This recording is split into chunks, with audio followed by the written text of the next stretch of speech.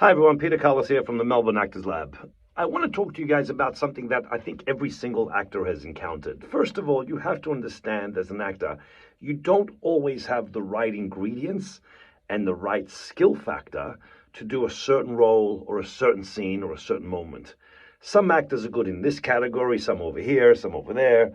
And every well-known actor I've talked to, I don't want to call them famous actors, let's call them successful actors. Most of them always talk about Brando, and you say, why Brando? And they go, because Brando can do everything. Brando can go in this direction, in that direction, literally 360, can do every character, he can do every situation. And when he's good, he's amazing. Do you know what I'm saying? So most of us are good in this section. Most of us are good doing, certain kinds of scenes, all right?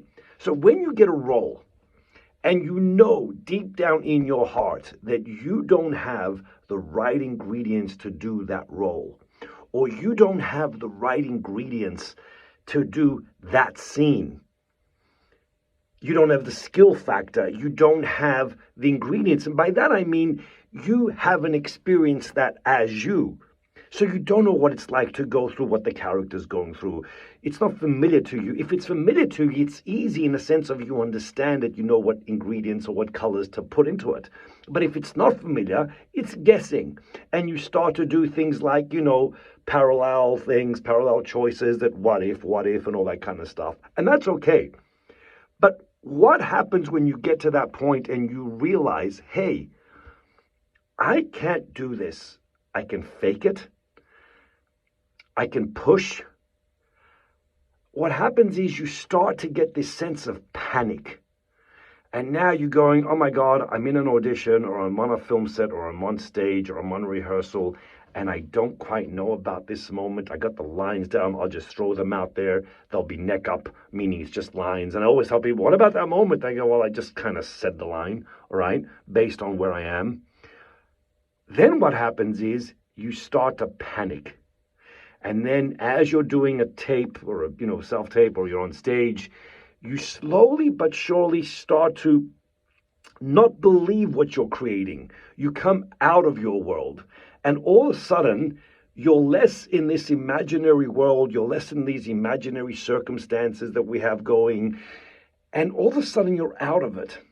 And now when I see here, I see a camera. When I see over here, I see a grip and a light and whatever is around me. So now I'm more into this reality of the world around me and less into my imagined world, which is the world where the actor should live in.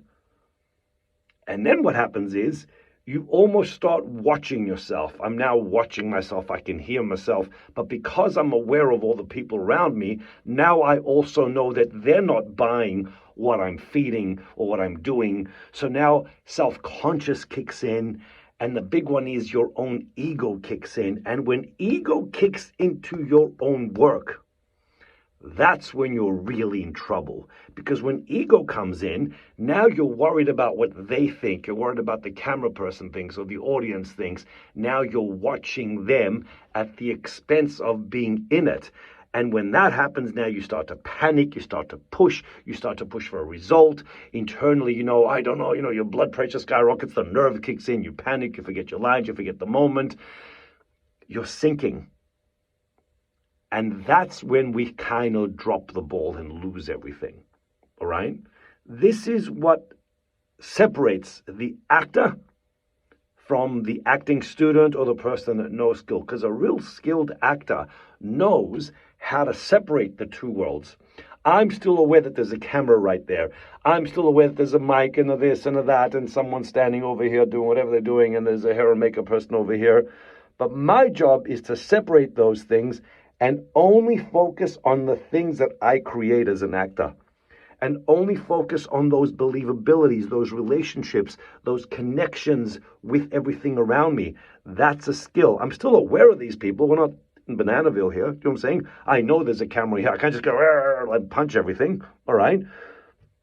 But I want more of my focus to be in this imaginary world. And our job also is to do all this while these people are around you. And also not to watch the audience, not to go, hey, I'm doing it for them. I'm not doing it for them. I'm doing it for the person who's in that world with me. I'm doing it for the person I'm talking to who's sitting in front of me. I'm talking to the other actor who we both believe we are, whatever the situation is, and we're in that world. And I'm telling them I love them or I hate them or whatever it is. And I'm watching for their reaction to what I give them, not everyone else's. Because then also I'm in control of this. I can salvage this when things start to go wrong. It's like real life. And I'm talking to some imaginary person over here. It's like real life when you're talking to someone and you kind of sense that they're not buying what you do. You make adjustments. You have another try. As actors, it's okay to say the words again based on the reaction you're getting from that person. But the big skill as an actor is to stay in your world and to start to trust the little things and start to ferment the little things that feed that believability, not to come out of it, panic, oh my God, the agent's watching me, the casting agent, the director, they don't like me. Now I'm out of my head. Now I'm watching my own work. Now it starts to crumble. Now I'm out of it. My ego's hurt. They don't like me. They don't like the work I'm doing. And this just suffers. This is the raw ingredient that feeds everything. This imaginary world, imaginary place, imaginary circumstances are where your focus should be, and let everyone else worry about everything else. Let the director worry about the camera, the person with the lights worry about the lights, the person with the mic worry about the mic.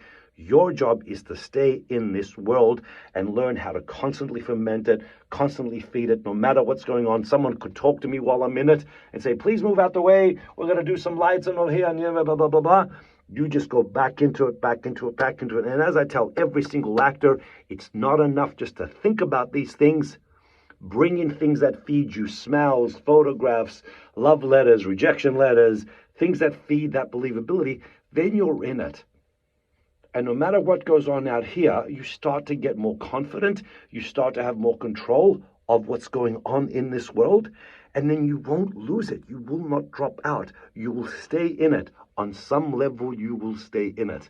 And when you understand that concept, your acting work improves because you stop watching yourself. You stop panicking. You stop coming in and out of it. That is a massive skill, to stay in your world. Try it again. Try it when you're at home. Try it when you're rehearsing your lines. Don't come in and out of it all the time, and watch what happens over time. Thanks for watching. We'll talk again soon.